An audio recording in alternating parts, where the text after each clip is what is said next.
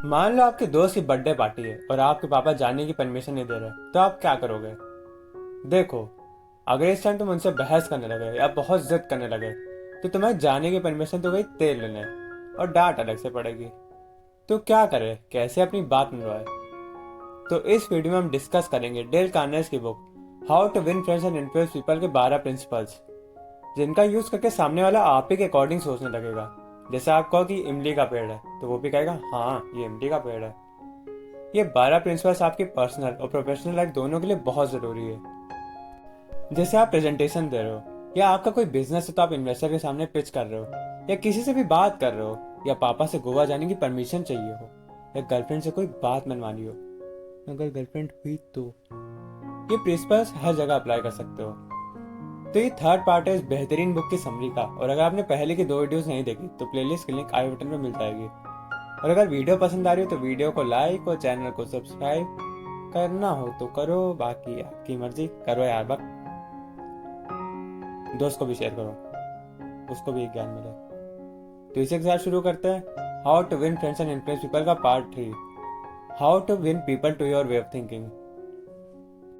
एक बार Dale Carnegie एक पार्टी में गए थे, तो वहां एक बंदा उनसे बात करने लगा। वो लोग बढ़िया बात कर रहे थे, लेकिन उस बंदे ने बीच में कोई चीज गलत बोल दी, कुछ फैक्ट्स गलत बोल दिए। डेल को पता था कि वो गलत बोल रहा है, तो उन्होंने उसे तुरंत टोका। बंदा मानने को तैयार नहीं कि वो गलत बता रहा है। अब दोनों के बीच बहस शुरू हो गई। तभी डेल ने अपने दोस्त से पूछा कि कौन सही बोल रहा है। उसको स्पीड में बहुत नॉलेज थी, तो उसने डेल को गलत ठहरा दिया और उस बंदे को सही। तो पार्टी के बाद डेल उस दोस्त से मिले, तो उनके दोस्त ने कहा, मुझे पता था कि तुम सही बोल रहे हो, लेकिन अगर मैं बोल देता कि तुम सही हो तो उससे कुछ होता? वो आदमी कभी तुम्हें पसंद नहीं करता, तो बेकार में क्यों ही बहस करो, हमेशा आर्गुमेंट्स को अवॉइड करो। देखो, अगर तुम्हारी किसी से बहस हो रही है और तुमने उसको गलत प्रूव भी कर दिया, तो उससे क्या होगा? बस तुम्हारी थोड़ी सी ईगो बढ़ेगी और कुछ नहीं। लेकिन वो बंदा कभी तुम्हारी बात नहीं मानेगा और उल्टा अपने आप को डिफेंड करने लगेगा और हमेशा मौका ढूंढेगा तुम्हें गलत प्रूव करने का। वो कभी भी ना तुम्हारी बात मानेगा ना समझेगा, वो बस उस पर थोप ही जाएगी। वो भले ही चुप हो जाए, लेकिन तुम्हारी बात से एग्री नहीं करेगा, तो क्यों ही बहस करना। और अगर कभी वैसी सिचुएशन बने तब क्या करना है, आइए स्टोरी समझते हैं। पैट्रिक ओहायर एक सेल्समैन थे जो ट्रक बेचते थे, लेकिन उनकी एक बहुत ही खराब आदत थी। अगर कोई कस्टमर उनके ट्रक के बारे में जरा सा भी उल्टा बोल दे, तो तुरंत उससे आर्गुमेंट करने लगता था। वो जब भी ऑफिस से आते तो बोलते, आज मैंने उसको सबक सिखा दिया। हाँ, उन्होंने उसको सबक सिखा दिया, लेकिन क्या वो उसको ट्रक बेच पाए? नहीं। लेकिन फिर वो अपने अंदर बदलाव ले आए। अब मान लो उनका कस्टमर बोले, ये ट्रक उतना अच्छा नहीं है, आपके कॉम्पिटिटर का ट्रक ज्यादा अच्छा है। तो बोलते, हाँ उनका ट्रक बहुत अच्छा है, वो कंपनी बढ़िया कंपनी है। ऐसे उन्होंने लड़ाई की पॉसिबिलिटी खत्म कर दी। आप जब उसकी बात मान रहे हो तो सामने वाला क्या ही काउंटर करेगा। फिर धीरे से वो अपनी ट्रक की कुछ अच्छी बातें बताते हैं। जब आप सामने वाले की बात मान लोगे तो लड़ाई कैसे होगी? हो सकता है कि वो सही हो, और अगर वो गलत भी हुआ तो सीधा मुंह पर नहीं बोलना कि तुम गलत हो। आप ऐसे बोल सकते हो, मुझे ऐसा लगता है और शायद मैं गलत भी हूँ। फिर अपना पॉइंट रखो। तो ये था principle 1, the only way to get the best of an argument is to avoid it. Principle 2, show respect for other persons opinion, never say you are wrong. सामने वाले के ओपिनियन की रिस्पेक्ट करो, कभी ये मत कहो कि तुम गलत हो। देखो, आप हर बार सही नहीं हो सकते, और क्या पता सामने वाले का दूसरा ओपिनियन और वो भी सही हो। और अगर आप किसी के मुंह पर बोल देते हो तुम गलत हो, तो ये बड़ा गंदा लगता है। सामने वाला तुरंत खुद को डिफेंड करने में लग जाता है, और आपको ऐसा थोड़ी करना है। आपको तो कन्वर्सेशन आगे बढ़ानी है। हेरोल्ड यूनियो के कार डीलर थे, तो जब भी उनके डीलरशिप में कोई भी कस्टमर आता है उनकी शिकायत करना है, तो वो बोलते हैं, हमारी डीलरशिप पहले भी काफ़ी बार गलतियाँ कर चुकी है और मैं इसके लिए शर्मिंदा हूँ। आपके केस में भी शायद कोई गलती हो गई होगी, मुझे इसके बारे में बताइए। इससे कस्टमर को लगता है सामने वाला उनके ओपिनियन की रिस्पेक्ट कर रहा है, तो वो भी आराम से पेश आता है। अगर आपको लगता है कि सामने वाला गलत है, फिर भी आप ऐसे बोलिए, मैं इसे थोड़ा अलग तरीके से सोच रहा हूँ और शायद मैं गलत भी हूँ, और अगर मैं गलत हूँ तो मैं ठीक होना चाहूँगा। ये फ्रेज एक जादू की तरह है, दुनिया में कोई भी नहीं है जो इसकी बात लड़ेगा। तो ये था principle 2, show respect for others person opinion, never say you are wrong. Principle 3, if you are wrong admit it quickly. जब डेल छोटे थे तब उनके पास एक डॉग था, रेक्स। तो उसको पास ही के एक पार्क में घुमाने ले जाते थे। तो एक दिन उनको वहां पुलिस वाला मिला। तो वो उनको डांटने लगा कि तुम उसको पार्क में ऐसे क्यों घुमा रहे हो बिना पट्टे के, ये गिलहरी को मार देगा और गंदगी भी फैलाएगा। सर मुझे ऐसा नहीं लगता, ऐसा नहीं है, ये किसी को परेशान नहीं करेगा। अगली बार यहाँ आना तो उसको पट्टे में बांध के रखना, नहीं तो फाइन भरना पड़ेगा। फिर कुछ दिन पुलिस वाला नहीं मिला तो उन्होंने वापस से रेक्स को खुला छोड़ दिया। लेकिन दिन खराब था तो वो फिर से मिल गया। इस बार उनके पास जाते ही वो सॉरी बोलने लगे। सॉरी सर, ये मेरी गलती है। तो वहीं पुलिस वाला प्यार से बोला कि कोई बात नहीं, अभी ये छोटा है तो उसे घूमने का मन करता होगा, तुम इसे घुमाओ लेकिन ध्यान से, आसपास कोई ना हो। तो जब भी आप गलत हो तुरंत अपनी गलती मानो, वो भी प्यार से। अपने आप को डिफेंड मत करो। एक पुरानी कहावत है, लड़कर आपको कुछ नहीं मिलेगा लेकिन झुक कर आपको उम्मीद से ज्यादा मिलेगा। तो ये था principle 3, if you are wrong admit it quickly. Principle 4 आपको कोई भी काम निकलवाने में मदद करेगा। तो क्या है प्रिंसिपल 4? प्रिंसिपल 4 है बिगिन इन अ फ्रेंडली वे। एक आदमी थे ओएल स्ट्रिप, वो एक इंजीनियर थे। ओहो, हमारे प्रजाति के लोग। उनको अपना रेंट कम करवाना था, लेकिन उन्हें पता था कि मकान मालिक बहुत खड़ूस है। उससे पहले भी काफी किराएदार ट्राई कर चुके हैं लेकिन कोई भी सफल नहीं हुआ। तो फिर उसने उनको एक लेटर लिखा जिसमें वो बता रहे थे कि वो अपना एग्रीमेंट पूरा होने के बाद अपार्टमेंट छोड़ देंगे। जबकि असलियत में उसका मन नहीं था, अगर उसका रेंट कम हो जाए तो वो वहीं रुक जाएगा। उसका लेटर बहुत बढ़िया था। उसने स्टार्टिंग में ये नहीं लिखा कि आपका रेंट बहुत ज्यादा है, बल्कि उसने अपार्टमेंट की तारीफ करते हुए लेटर स्टार्ट किया कि उन्हें अपार्टमेंट काफी अच्छा लगा और वो काफी अच्छे से मैनेज भी कर रहा है।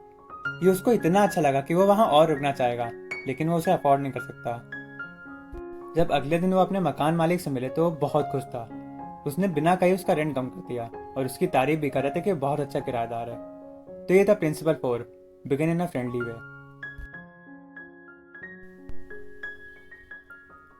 अच्छा, अगर आपको किसी से भी काम निकलवाना है या कोई इन्फॉर्मेशन निकलवानी है और आप जानते हो कि सामने वाला मना करेगा, तो इसका एक तरीका है, उससे ऐसे क्वेश्चन पूछो जिसका जवाब वो यस दे। फिर उसको रिलेट करते हुए असली सवाल तक ले जाओ। मतलब आपको बार बार यस बुलवाना है जिससे उसकी मेंटालिटी वैसी बन जाए। चलो एक एग्जांपल देता हूँ। मिस्टर इबर्सन एक बैंक एम्प्लॉय थे। तो एक बार एक कस्टमर फॉर्म में अपनी पूरी डिटेल नहीं भर रहा था। वो जरूरी इन्फॉर्मेशन थी और इसके बिना काम नहीं किया जा सकता था, लेकिन वो इन्फॉर्मेशन देने से मना कर रहा था।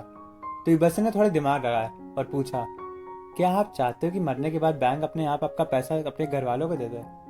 तो उसने कहा हाँ। तो इबर्सन ने बोला कि अगर आप ये इन्फॉर्मेशन भर दोगे तो बैंक ये काम कर देगा? तो उसने कहा हाँ। पहले कस्टमर को लग रहा था कि बैंक अपने लिए इन्फॉर्मेशन मांग रहा है, लेकिन इबर्सन से बात करने के बाद उसको रियलाइज हुआ कि ये तो उसके लिए है, और कस्टमर ने खुशी खुशी इन्फॉर्मेशन शेयर कर दी। तो ये था principle 5, get the other person saying yes yes immediately. Principle 6, हम सोचते हैं जितना ज्यादा हम बोलेंगे सामने वाला उतना ज्यादा हमसे इन्फ्लुएंस होगा, जबकि असलियत में इसका उल्टा है। उसको ज्यादा बोलने दो, बोलने से ज्यादा सुनने पर फोकस करो। उनकी बातें ध्यान से सुनो और उन्हें इनकरेज भी करो। एक माँ बेटी थी। पहले उनका रिश्ता बहुत अच्छा था, लेकिन टाइम के साथ वो खराब होता गया। एक दिन बेटी बिना बताए अपने दोस्त के यहाँ चली गई तो माँ बहुत गुस्सा हुई, लेकिन वो घर के काम से थक चुकी थी तो उसमें चिल्लाने की ताकत नहीं बची। तो जब लड़की वापस आई तो माँ बोली, क्यों, तुम क्या चाहती हो? तब उस लड़की ने बोलना शुरू किया। वो बोली कि कभी भी आपने मुझसे पूछा कि मैंने कैसा फील किया? हमेशा बस डांटती रहती हो, यहाँ ना जाओ, इनसे ना मिलो।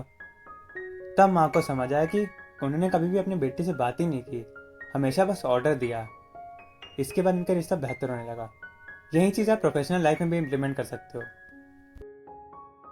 एक बार एक लड़के को इंटरव्यू के लिए बुलाया गया। इंटरव्यू उस कंपनी का प्रेसिडेंट लेने वाला था। तो लड़के ने कुछ घंटे लगाकर उस कंपनी की थोड़ी सी हिस्ट्री निकाल दी, और जब इंटरव्यू आया तो बोला, मुझे आपकी जैसी बढ़िया कंपनी में काम करके बहुत ग्रोथ मिलेगी। आपने 28 साल पहले इस कंपनी को स्टार्ट किया और तब आपके पास सिर्फ एक कमरा था, और आज देखो। ये सुनकर प्रेसिडेंट बहुत खुश हो गया और अपने स्ट्रगल के बारे में बताने लगा। 16-16 घंटे काम, कभी कभी ऑफिस में सोना, संडे को भी छुट्टी नहीं। अच्छे खासे टाइम तक प्रेसिडेंट इसी बारे में बताता रहा और वो बहुत प्राउड फील कर रहा था। फिर उसने लड़के की क्वालिफिकेशन चेक की और उसे जॉब पर रख लिया।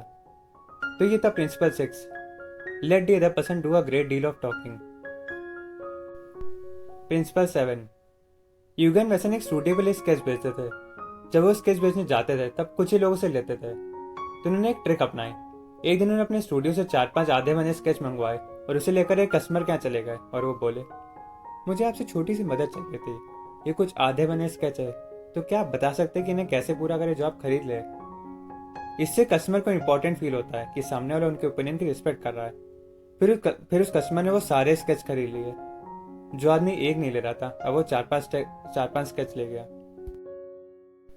देखो, आपको सबसे ज्यादा अपने आइडियाज पर विश्वास होगा।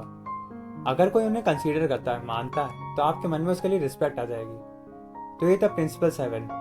Late the other person feel that the idea is his or her.